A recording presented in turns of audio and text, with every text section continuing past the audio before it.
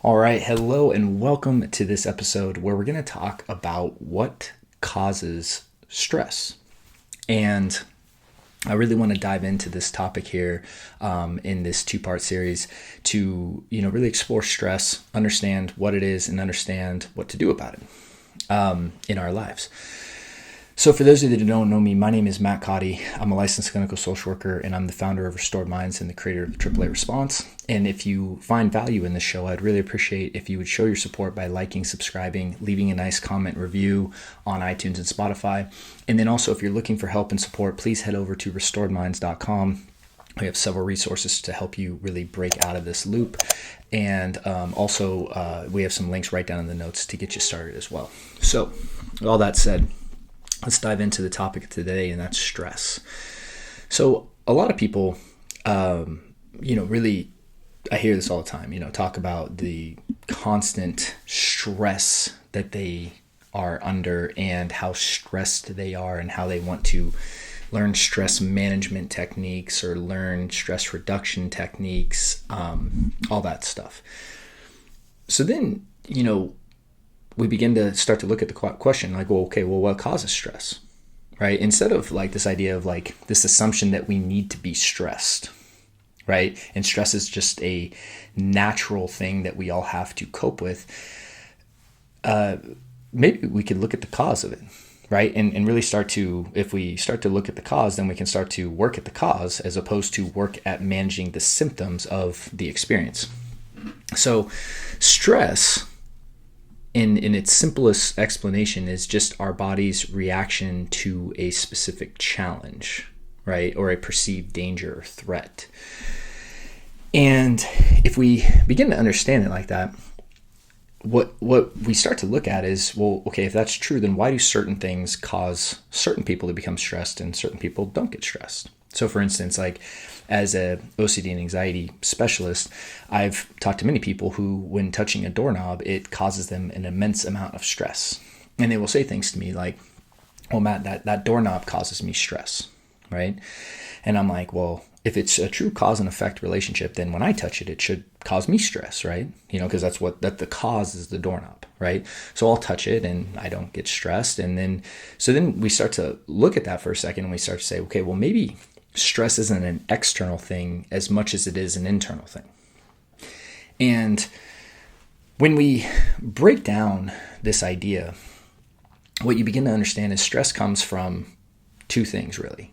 It could be a couple things, but two primary things, right? Number one, our belief structures.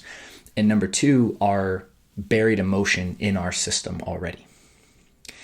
So what I mean by that is we have the ability as humans to suppress and repress emotion. And the reason that we have that ability is because it's not always socially appropriate to just express or vent out or feel what we're feeling in that present moment all the time. For instance, if we're at a church service or a funeral and we feel like laughing, for some reason we think of a funny memory, right? And then the urge to laugh comes up. We have the ability to suppress that, right? Because it's not appropriate to laugh at that time. From a social standpoint.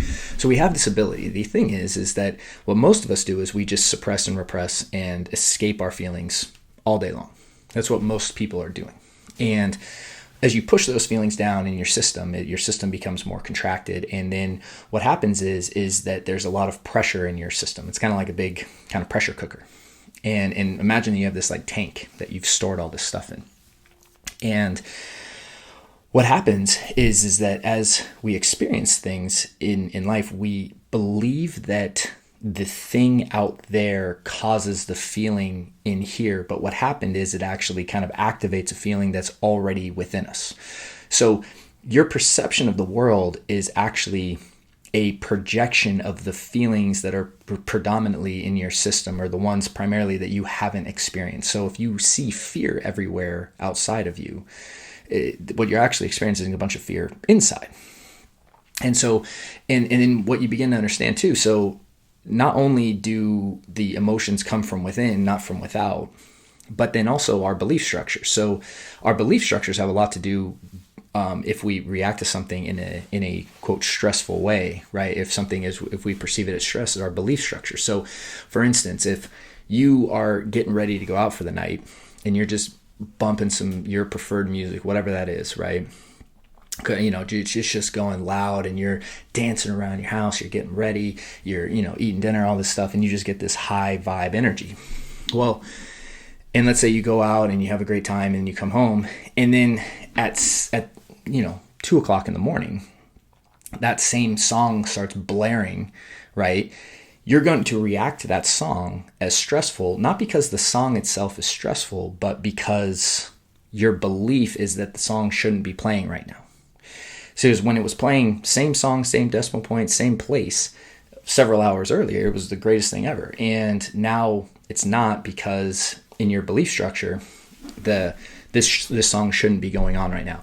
So stress is our resistance to our environment, and then also basically our stored emotion in our body that gets activated by perceived triggers. Now, the interesting thing is that everyone seems to have these different triggers that happen.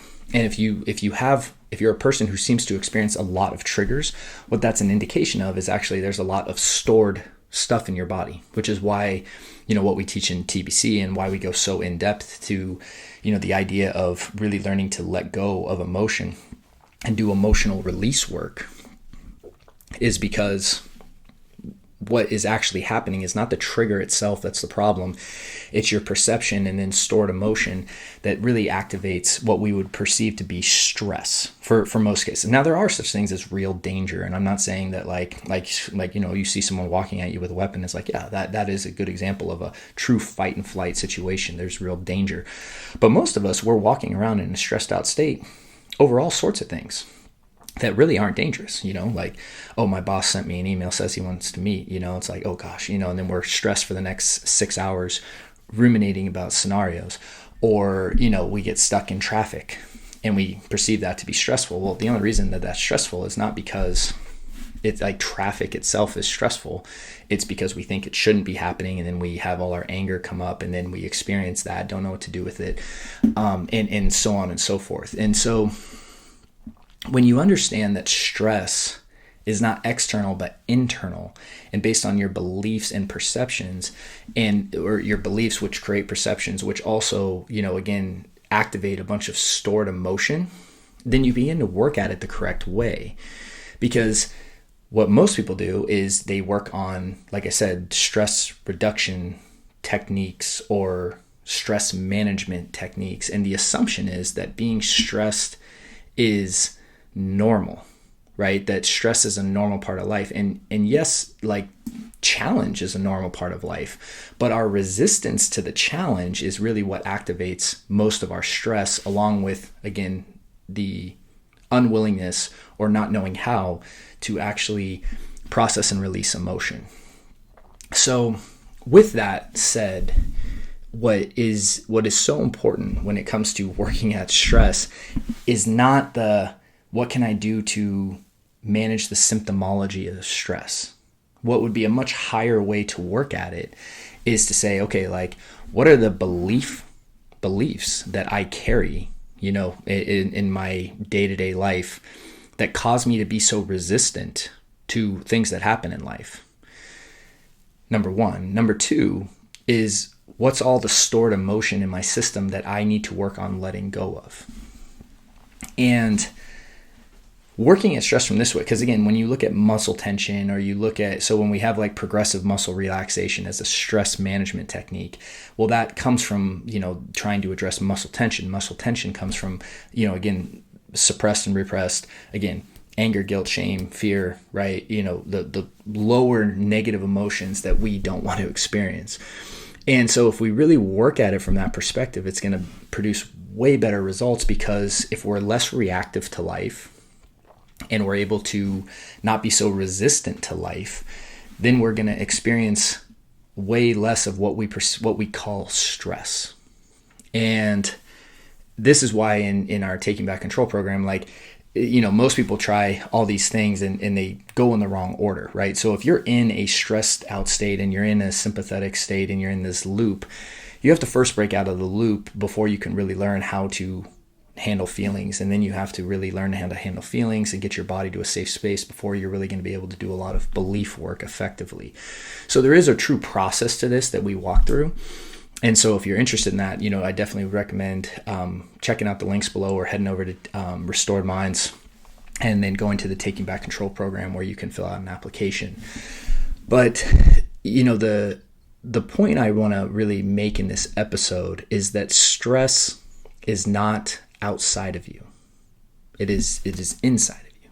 And we know this because two people can have the same exact experience and one can get totally stressed out. The other person can just be totally in a state of bliss. And because that's true, and we know that's true, then stress is not an external source, but an internal. And if we want to really, once we understand the cause is internal and we actually begin working at it from that correct place, we're going to have just a much better result when it comes to us experiencing a more peaceful and calm inner state. So, I really hope that this message found you well today. I hope that you connect with it. I hope it serves you well. And again, if you're looking for help, again, check out the links in the notes. You can also head over to restoredminds.com and to really get started on breaking this loop and really taking back control of your life. So thank you so much, and I look forward to seeing you on the next episode.